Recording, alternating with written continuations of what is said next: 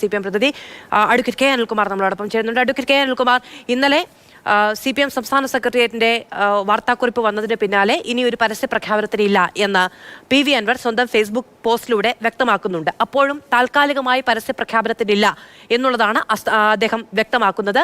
താൻ ഉന്നയിച്ച കാര്യങ്ങളിൽ പാർട്ടിയും സർക്കാരും കൃത്യമായ നിലപാടെടുക്കുമെന്ന വിശ്വാസ പ്രഖ്യാപനത്തോടു കൂടിയാണ് അദ്ദേഹം പിൻവാങ്ങി നിൽക്കുന്നു എന്ന് വ്യക്തമാക്കുന്നത്.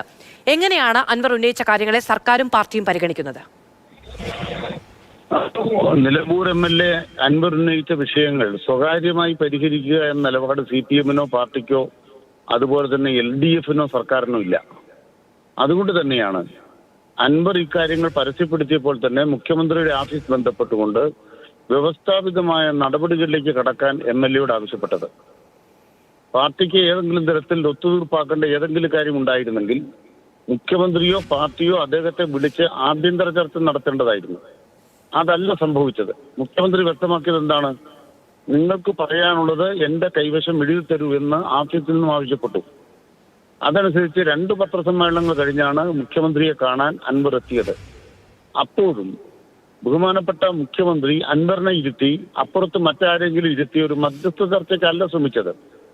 നിങ്ങൾ വ്യവസ്ഥാപിത മാർഗത്തിലൂടെ പരാതി തന്നാൽ ആർക്കെതിരെയാണോ പരാതി ആ പരാതി നിയമാനുസരണം കൈകാര്യം ചെയ്യുമെന്നാണ് വ്യക്തമാക്കിയത്. അതനുസരിച്ച് അൻവർ പരാതി നൽകി, 2 തവണ മൊഴി നൽകി. ഇതെല്ലാം കേരളത്തിലെ പോലീസ് ഉദ്യോഗസ്ഥന്മാർക്ക് കൊടുത്താണ്, DGP അടക്കമുള്ളവർക്കിടയിൽ. അവിടെ ആര് എന്ത് ഒതുക്കി തീർക്കാനാണ്?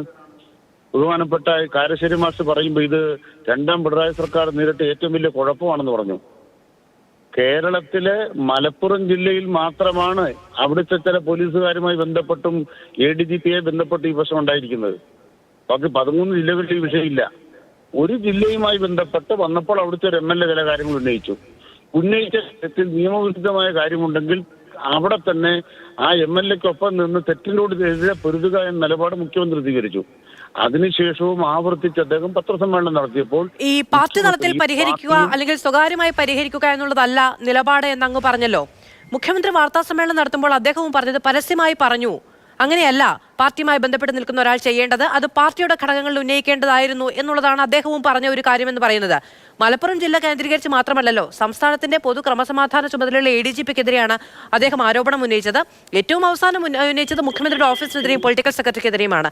അതെങ്ങനെയാണ് മലപ്പുറം ജില്ല മാത്രം കേന്ദ്രീകരിച്ച് നിൽക്കുന്നതാകുന്നത്? അഡ്വക്കേറ്റ് കെ അനിൽകുമാർ, അവിടെ തെറ്റുപറ്റി എന്താണെന്ന് വെച്ചാല് മുഖ്യമന്ത്രി പാർട്ടി മുന്നാകെ ഉന്നയിക്കേണ്ടതാണ് അല്ലെങ്കിൽ ഗവൺമെന്റ് മുന്നാകെ ഉന്നയിക്കേണ്ടതാണെന്ന് പറയുന്നത് ഏത് കാര്യത്തെ കുറിച്ചാണ്? മുഖ്യമന്ത്രിയെ കണ്ട് പരാതി കൊടുക്കുന്നതിന് മുമ്പ് നടത്തിയ പത്രസമ്മേളനത്തെ കുറിച്ചുള്ള പ്രതികരണമാണ്. ആ പ്രതികരണം വന്ന ശേഷമാണ് മുഖ്യമന്ത്രി ആവശ്യപ്പെടുന്നത് നിങ്ങൾക്കിങ്ങനെ പത്രക്കാരോട് പറഞ്ഞ് നടക്കാതെ വന്ന് പരാതി എഴുതി തന്നാൽ നിയമാനുസരണം നോക്കാവുന്നതാണ്.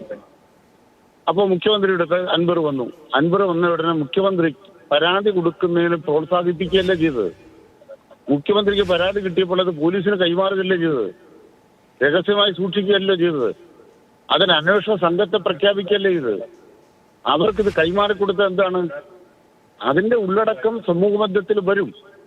രണ്ടാമത്തെ പ്രധാനപ്പെട്ട കാര്യം, മലപ്പുറം ജില്ലയിലെ ചില കേസുകളുമായി ബന്ധപ്പെട്ടാണ് ഇപ്പോൾ ADGP-ക്കെതിരായിട്ടാണെങ്കിലും P.ശശിക്കെതിരായിട്ടാണെങ്കിലും അൻവർ ആക്ഷേപം ഉന്നയിച്ചത്. അത് പരിശോധിക്കുന്നതിന് ആർക്കവിടെ തടസ്സം? ഞങ്ങൾ തെറ്റിനോട് സന്ധിയില്ല, പക്ഷെ തെറ്റാണെന്ന് ബോധ്യപ്പെടുത്താനാവണം. അത് അൻവറിന് സാധിച്ചിട്ടില്ലെങ്കിൽ ഈ കാര്യങ്ങളും വാർത്തകളും ഒക്കെ കൃത്യമായി മനസ്സിലാക്കുന്ന ഒരാളാണ്. അൻവർ മലപ്പുറം ജില്ല കേന്ദ്രീകരിച്ചുള്ള പരാതി മാത്രമാണ് നൽകിയതെന്ന് അങ്ങ് എന്തിനാണ് ആവർത്തിച്ചു പറയുന്നത്? ഏറ്റവും അവസാനം വിജിലൻസ് അന്വേഷണവുമായി ബന്ധപ്പെട്ട് അൻവർ നൽകിയ കത്തിൽ പോലും പറയുന്നത് ചില കേസുകളിൽ കൈക്കൂലി വാങ്ങിയതുമായി ബന്ധപ്പെട്ട് അനധികൃത സ്വത്ത് സമ്പാദനം നടത്തിയിട്ടുണ്ട്, അദ്ദേഹത്തിന്റെ ഫ്ളാറ്റ് ക്രയവിക്രയം അടക്കമുള്ള കാര്യങ്ങളിൽ എന്നടക്കമുള്ള പല കാര്യങ്ങളാണ് MR അജിത് കുമാറിനെതിരെ ഉന്നയിക്കുന്നത്. അതെങ്ങനെയാണ് മലപ്പുറം കേന്ദ്രീകരിച്ച് മാത്രമാകുന്നത് എന്ന് മനസ്സിലാകുന്നില്ല. മറ്റൊന്ന്, അൻവർ ഒരു ജനപ്രതിനിധിയാണ്, അദ്ദേഹത്തിന് ജനങ്ങളോട് സംസാരിക്കണം, അതിന് മാധ്യമങ്ങൾ മാധ്യമമാകണം എന്ന് അദ്ദേഹം വിചാരിക്കുന്നത് എങ്ങനെയാണ് അക്ഷന്തവ്യമായ തെറ്റാവുന്നത്? ഒരു തെറ്റുമില്ല, അദ്ദേഹത്തിന് വസ്തുതകൾ സമൂഹത്തിൽ ഉന്നയിക്കാമല്ലോ. CPM-ന്റെ സംസ്ഥാന കമ്മിറ്റി അംഗത്തിനെതിരെ പൊളിറ്റിക്കൽ സെക്രട്ടറിക്കെതിരെ പറയുമ്പം അത് പാർട്ടിപരമായി തന്നെ ഞങ്ങൾക്ക് ബോധ്യപ്പെടേണ്ടതുണ്ട്. പാർട്ടിയുടെ ഭാഗമായി നിൽക്കുന്ന ഒരു ജനപ്രതിനിധിയാകുമ്പോൾ CPM-ന്റെ സംസ്ഥാന കമ്മിറ്റി അംഗമായ മുഖ്യമന്ത്രിയുടെ ഓഫീസിനെതിരായിട്ട് അദ്ദേഹം പ്രവർത്തിക്കുന്ന ഒരു ഓഫീസിനെതിരായിട്ട് പറയുമ്പോൾ അത് പാർട്ടിപരമായി അറിഞ്ഞിട്ട് വേണം ചെയ്യാൻ. അതേസമയം ADGP-ക്കെതിരായിട്ട് തെറ്റായ കാര്യമുണ്ടെങ്കിൽ അദ്ദേഹം ഉന്നയിച്ചോട്ടെ, തർക്കം. രണ്ടാണ് കാര്യം. ഈ രണ്ട് കാര്യമാണെങ്കിലും തെറ്റിന്റെ കാര്യത്തിൽ സന്ധിയില്ല നിലപാട് വ്യക്തമാക്കിയിട്ടുണ്ട്. ഇനി മലപ്പുറം ജില്ല അല്ലെന്ത് ഞാൻ പറഞ്ഞ എന്താണ്, കേരളമാകെ നടക്കുന്നു അൻവർ പറഞ്ഞില്ല. അൻവർ ഉന്നയിച്ച ചില പ്രശ്നങ്ങളുണ്ട്. ആ പ്രശ്നങ്ങൾ മലപ്പുറം കേന്ദ്രീകൃതമാണ്. അല്ലാത്തതുകൊണ്ടെങ്കിലും പരിഗണിക്കുന്നതിനും പരിശോധിക്കുന്നതിനും സർക്കാർ അടച്ചു നിൽക്കില്ലല്ലോ. അതുകൊണ്ടല്ലേ വിജിലൻസ് അന്വേഷണം പ്രഖ്യാപിച്ചത്. ആ വിജിലൻസ് അന്വേഷണത്തിൽ അൻവറിന് പരാതി കൊടുക്കാം. ഇനി മറ്റാരെങ്കിലും ഉണ്ടോ? ദേഹത്തെ കടന്നു വരൂ, സ്വാഗതം ചെയ്യാണ്.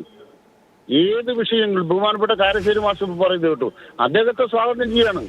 വളരെയധികം നന്ദി advocate K. L. Kumar. Malappuram കേന്ദ്രീകരിച്ച് ഉള്ള കാര്യങ്ങൾ എന്ന് മാത്രം അങ്ങ് പറയുന്നത് എന്തിനാണെന്ന് എനിക്ക് സത്യമായി മനസ്സിലാകുന്നില്ല. കാരണം തൃശ്ശൂർ പൂരം അടക്കമുള്ള കാര്യങ്ങൾ, അനധികൃത സ്വത്ത് സമ്പാദനം അടക്കമുള്ള കാര്യങ്ങൾ, അങ്ങനെ പലതിൽ എം.ആർ. അജിത് കുമാറിനെതിരെ വിരൽ ചൂണ്ടുന്നുണ്ട് പി.വി. അൻവർ. എന്തുകൊണ്ടാണ് ഈ സ്വർണ്ണക്കടത്തുമായി ബന്ധപ്പെട്ട കാര്യങ്ങളിലേക്ക് മാത്രം പാർട്ടി ഊന്നാൻ ശ്രമിക്കുന്നത് എന്നത് അങ്ങനെ ആവട്ടെ. അങ്ങനെയാണ് രാഷ്ട്രീയ പരിചയ പ്രതിരോധം ഒക്കെ ഉണ്ടാക്കാനുള്ള ശ്രമമെങ്കിൽ അങ്ങനെ.